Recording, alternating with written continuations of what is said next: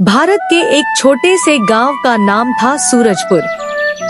हरी भरी खेतों से घिरा हुआ, मिट्टी की खुशबू से भरा और सुबह सुबह पक्षियों की चहचहाहट से गूंजता यह गांव हर किसी का मन मोह लेता था। इसी गांव में रहते थे दो घनिष्ठ दोस्त, रवि और मोहन। रवि तेज था, समझदार भी, मगर थोड़ा लालची। हर चीज में अपना फायदा ढूंढना उसकी आदत थी। मोहन शांत स्वभाव का, दिल का अच्छा और हमेशा सही काम करने वाला। दोनों रोज स्कूल जाने के लिए एक ही रास्ते से गुजरते थे। सड़क के दोनों तरफ नीम और आम के पेड़ लगे थे और बीच में एक पुरानी कच्ची पगडंडी थी। बच्चे उस रास्ते से रोज हंसी खुशी गुजरते। एक दिन स्कूल से लौटते हुए उन्हें झाड़ियों के पास कुछ अजीब सा दिखा। एक गधा बिल्कुल अकेला, हाफता हुआ, जैसे थक कर बैठ गया हो। उसकी पीठ पर एक पुरानी बोरी बंधी थी। रवि उत्सुकता से बोला, अरे मोहन, देख देख, इस बोरी में जरूर कुछ कीमती होगा। चल खोलते हैं। मोहन ने डरते हुए कहा, नहीं रवि, शायद ये किसी का सामान है। पहले देख तो ले, आसपास कोई है या नहीं। रवि बोला, कोई नहीं है।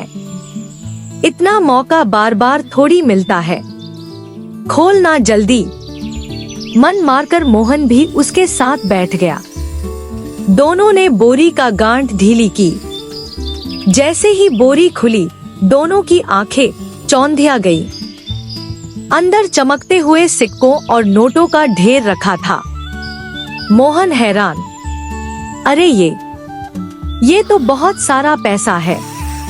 रवि के चेहरे पर लालच की चमक उभर आई। ये पैसा हमारा है, समझा? जो मिले वो भगवान की देन। मोहन ने सिर हिलाया, नहीं रवि, ये चोरी हुई रकम भी हो सकती है, या किसी गरीब बुजुर्ग की बचत। हमें गांव के सरपंच या पुलिस को देना चाहिए।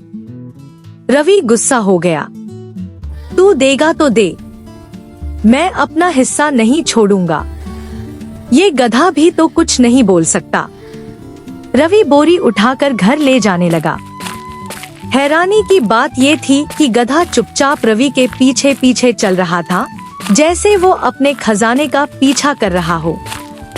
रास्ते भर मोहन समझाने की कोशिश करता रहा, रवि सोच, अगर ये पैसा तेरा होता और कोई और ले जाता तो? मुझे दिमाग मत खा, रवि चिढ़कर बोला, ये किस्मत है मेरी। मोहन को रवि पर दया भी आ रही थी और चिंता भी। उधर गधा चुपचाप चलता जा रहा था, जैसे उसे उम्मीद हो कि उसका मालिक मिल जाएगा।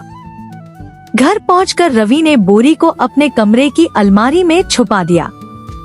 वो खुश तो था, लेकिन थोड़ी देर बाद उसके दिल में बेचैनी शुरू हो गई। शाम होते होते घर में उसे हर आवाज लगता जैसे कोई आकर बोरी लेने वाला है। कभी खिड़की पर आवाज लगे, कभी बाहर कुत्ते भौंके, तो रवि का दिल जोर से धड़कने लगता। वो सोचता, अगर किसी को पता चल गया तो? अगर असली मालिक आ गया तो? अगर पुलिस? उधर बाहर गधा अभी भी उसके घर के दरवाजे पर बैठा था। रवि खाने बैठा, लेकिन निवाला उसके गले से नीचे नहीं गया। हर आवाज उसे डराने लगी। पैसे का लालच रात में डर बन चुका था। रात बहुत मुश्किल से कटी।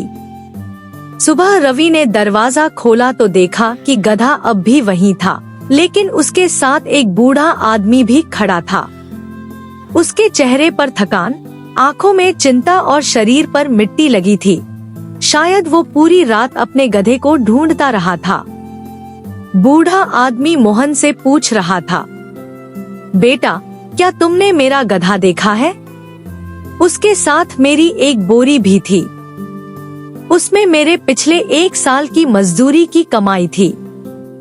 अगर वो खो गई तो मेरा परिवार भूखा रह जाएगा। मोहन ने तुरंत कह दिया, हाँ काका, आपका गधा यही है। बोरी भी। रवि ने मोहन की बात काटने की कोशिश की। ये बोरी।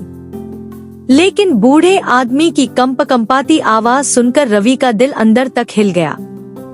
उसने सोचा, ये पैसा मैंने रखा तो था अपने लिए, लेकिन ये तो किसी की जिंदगी की जमा पूंजी है। गधा रवि को देखकर धीरे से रेंकने लगा, जैसे वह पहचान रहा हो कि खजाना इसी के पास है। रवि की आंखें झुक गईं। उसने अलमारी खोली, बोरी निकाली और बूढ़े आदमी के हाथ में दे दी। बूढ़े काका की आंखों में आंसू आ गए। बेटा, भगवान तुम्हारी उम्र लंबी करे, तुमने मेरा संसार लौटा दिया। मोहन ने प्यार से रवि के कंधे पर हाथ रखा। देख, पैसा मिल जाना किस्मत नहीं होता, इंसान को उसकी नियत बड़ा बनाती है। रवि के चेहरे पर हल्की शर्म और राहत दोनों थे। वो बोला, मोहन, तुम शुरुआत से सही कह रहा था। लालच ने मेरी आंखें बंद कर दी थी। मुझे माफ कर देना। मोहन मुस्कुराया। माफी की क्या बात? इंसान गलती करता है, लेकिन गलती सुधारना ही असली अच्छाई है।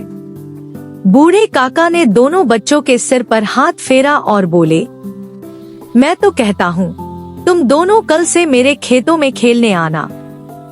तुम्हें आम के पेड़ से पके आम खिलाऊंगा। दोनों बच्चे हंस पड़े। रास्ते में रवि ने एक बात महसूस की, पैसे से ज्यादा सुकून ईमानदारी से मिलता है। जिस रात पैसे के साथ डर था, उसी सुबह सच्चाई के साथ दिल में शांति थी। गधे ने भी जैसे रवि को धन्यवाद कहा। रवि ने उसके सिर पर हाथ फेरा और बोला, माफ करना दोस्त, मैंने तुम्हारे मालिक का भरोसा तोड़ने की कोशिश की। अब कभी गलत नहीं करूंगा। गधा बड़ी मासूम आंखों से उसे देखता रहा और फिर अपने मालिक के साथ खुशी खुशी चल दिया। उस दिन के बाद रवि और मोहन गांव के बच्चों को यही सीख देते थे, मिलने वाली हर चीज हमारी नहीं होती। अगर वो किसी की खोई हुई चीज है, तो उसे लौटाना ही सबसे बड़ी जीत है।